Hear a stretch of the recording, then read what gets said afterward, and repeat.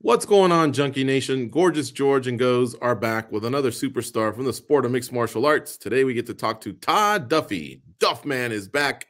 He is going to be facing Phil DeFries at the KSW Heavyweight Championship that they'll be fighting for. This will be on February 25th.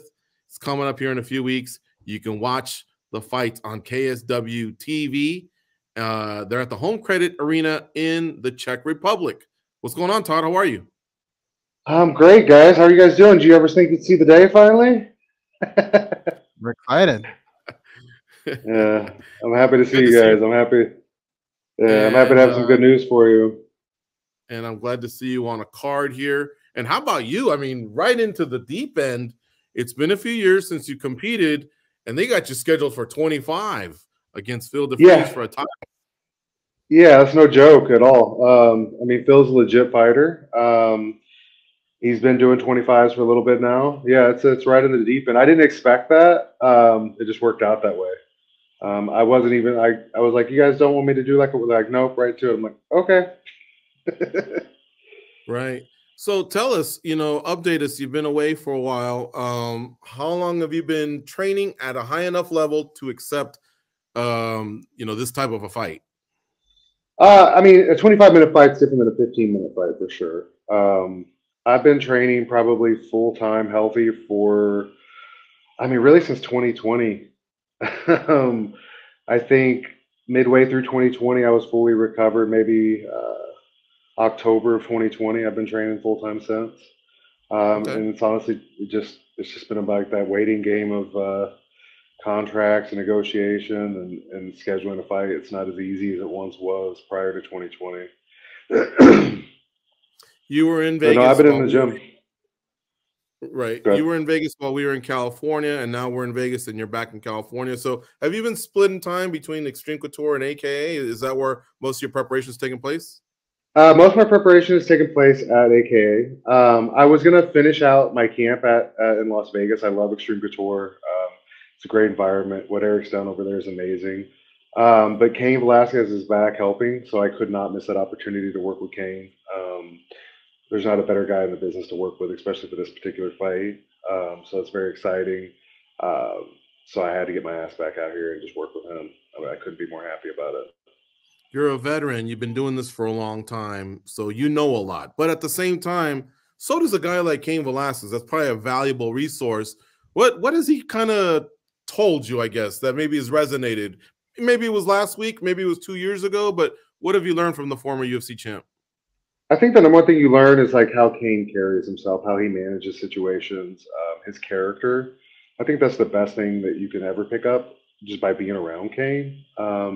There's constant tidbits of information, of course. The one thing that Cain does is he simplifies things very quickly and easily from a technical standpoint and just from to even say a life standpoint. Like he's very quick to go, simple way. Which is unbelievably appreciated, especially as someone that's like very athletic. He makes things a lot easier.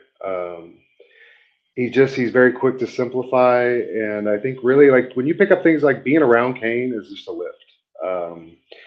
He has this aura of him. He has this he has such a great character that it rubs off on you immediately. He's one of those guys that it's like he leads by example, but he again his character like that rub. There's nothing like it. Todd, so let me ask you a basic question, but one that I don't know if I ever really have gotten the answer to.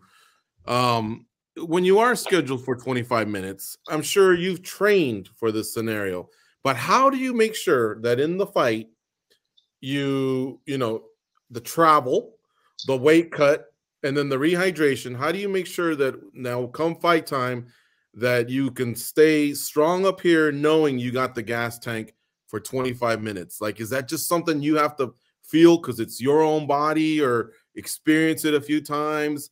I guess that would be the only thing I'm wondering, just because of the layoff. Yeah, I mean the layoff is there, the travel's there. That's a big aspect. I leave this Saturday. Ideally, I could have got out there 3 weeks prior or something like that to adjust. I mean, 25 minutes. I think Chael Sonnen said that nobody's made to fight for 25 minutes, so If you're controlling the fight, if you're in control of the fight, you can easily go 25 minutes. That's very easy. But if it's a war, if it's a back and forth battle, I mean, it's a fight. I mean, there's going to be ebbs and flows to the fight. I know I'm ready for 25 minutes. I know I'm ready for 25 minutes with Phil in particular. But again, like, I mean, you can't sprint for 25 minutes, you know? Nobody can do that. Marathon runners don't do that. Nobody does that. So it's just more about like picking your spots and managing your personal gas tank and managing it within the fight, right? Like, it's very difficult because like each round can be different. You can see guys gas in the middle of the third and then they come back in the fourth and they're fine. You know what I mean? These type of things, like you see it quite often. I think it's more of a mental, how you mind manage situations. And as long as you can mind manage and take advantage of opportunities given to you, you should be fine. But I mean, like, again, I think Chael Sonnen was the guy that said it's like the human body's not made to fight for 25 minutes. Like, Hey, Todd, we've actually had the pleasure of watching training sessions and fights with you in the past. And the one thing I've always picked up on is you're very good at seeing things before they actually happen. Like you can kind of see them coming, right? You would call for things and then they would happen in the fight. And throughout your career, I've kind of always wondered, like, are you kind of your own head coach in a way? Because I don't see anybody being that much better at that than you at seeing those situations. So I guess my question is, when you go down there, who's gonna be with you, and then how much of that strategy part and all that do you lay in somebody else's hands? I try to put as much as I can in my coaches, to be very honest with you. They're on the outside looking in. You're just on the inside. And inside and outside are two totally different perspectives. Both of them matter extraordinarily, but they can see things you cannot see. You're busy dealing with feelings. You're busy dealing with sensations and reactions and timing, whereas they're seeing a bigger picture. I have a great Muay Thai coach, Barry. I have a great boxing coach in Nathan, and I have a great grappling coach in Dennis that'll be out there with me. I try to put as much of it on them as possible, to be honest. Of course, we go back and forth. They have to understand what I'm thinking in certain scenarios and how my body is responding. But once they learn the fighter, I'm putting it all on them. I'm going to be out there making my own choices. Don't misinterpret, but I'm definitely good to be guided by them. I trust them. I trust their judgment, and I'm going to be listening. I respond pretty well. I always have to my coaches, the words during competition, and I'm a big believer that's very important because they just have a different viewpoint. It is. You know, you have that up close perspective, and then you have that out view. And when you can see the bigger picture, you can always see more. You can see kind of what's coming. You can kind of see how things are being managed. You can see the other opponent better sometimes even. So I'm putting it on them. Gotcha. And then so you're familiar with Phil. Can you tell us what you think of him as an opponent when that name was brought to you? And how do you think he's changed throughout the years? I mean, I think Phil's incredibly tough. I thought he was very tough when we fought the first time. You know, I mean, I can tell you what Phil said in his own interviews is that he's dealt with his anxiety, and he acquits or claims that his resurgence in his career has everything to do with him, you know, his anxiety medication and managing anxiety. So I can't really. Has he changed? Yeah, he's matured quite a bit. He's gotten a lot more physical, it looks like.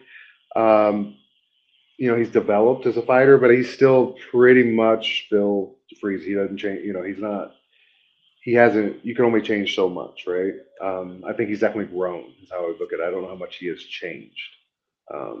He doesn't have hair now. He's probably harder to choke. Todd, so, you know, at 37, that's still, I wouldn't say young, but, you know, for heavyweights, that's an age where a lot of heavyweights have succeeded and won titles and, you know, performed some of the, you know, in some of their best fights. And so I wanted to ask you, I guess one benefit, if there can be a silver lining in injuries and time off, is you only have 12 fights on your body. I mean, you've probably had a lot of camps and a lot of recovery, but in terms of like actual punishment, you know, violence that you've had to take in, not as much as others. 37, you're not a flyweight. So again, how do you feel about what might be coming in the next few years? Do you think your body's now equipped? That you think everything is in the rearview mirror in terms of the stuff that's already troubled you? We can't forecast what happens ahead of time, but maybe the stuff that's lingered in the past. I definitely think like with age, I've learned how to train properly. Like in my 20s, we trained like maniacs. You know, one of my main training partners was Forrest Griffin, and then another one was Thiago Silva. Like both guys are notorious for overtraining, and I was right there with them as a heavyweight, so it was even easier for me to overtrain. I got myself rhabdomyolysis twice in my career. I actually fought who was it? I fought Anthony Hamilton, and I had been diagnosed 4 weeks prior with a rhabdomyolysis. So I definitely, with age, I've grown on how I develop my training camps and how I train. I'm a lot smarter there. I'm a lot safer. You know, you can't predict whether you're going to fall through a cage or not. Those things happen. That's what happened to me. You know, recently. That's kind of kept me in and out of the sport. When I fell through the cage with Blagway in 2018, that was kind of that's cost me a lot of time. But I feel like from like you just said, like I have my brain's still here, my reflexes are still here, and my physicality, my athleticism is still here, and you'll definitely see that on display, next weekend. I feel like I have a good 5 or 6 years. Like you said, I haven't taken the punishment. I've probably got ready for 25 camps, especially when I was younger. From like 18 to 23, I wouldn't say less than 15 fights fall out on me. That was a different era. It was very difficult to get fights back then. But even then, I've always been pretty good about not taking damage in the gym, not getting into too many gym wars. I personally feel I have a good 5 or 6 years left. I think like a year or two ago, I looked at the average age of the UFC heavyweight. They were 36. So I don't have this idea that I'm too old or anything like that. I feel very competitive. I'm not seeing young 20-year-olds that are more physical or more athletic than me yet. So I feel pretty confident in that aspect. Mm-hmm. Okay. Todd, also late last year, we heard some rumors about BKFC. So first question is KSW, are you exclusive to them, or can you do other types of combat sports primarily? When I go win that belt, I'm definitely exclusive to KSW. BKFC is why I asked out of my UFC contract. That's kind of where I'm going to leave that. Like, I was in a bad place. Cain was not in the gym. I didn't have the training partners I wanted. I'd taken a full-time job, so it seemed easier to get ready for a boxing match at the time. And I had some frustrations with the UFC that, looking back now, I think I have a different perspective on. I was just in a particular place in my life, and it seemed like a good choice. It didn't work out for whatever reason.